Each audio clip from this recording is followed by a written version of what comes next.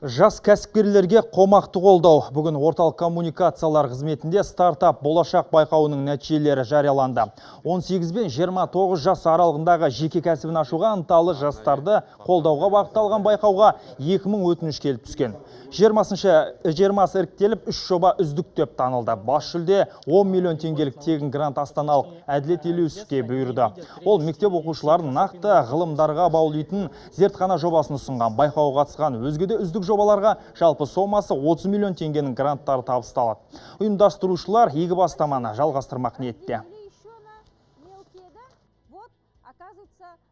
Біз сенімдіміз, осындай байқауды қайтадан осы жылы өткіземіз деп. Әрине, біз де сырттан байқап жатырмыз.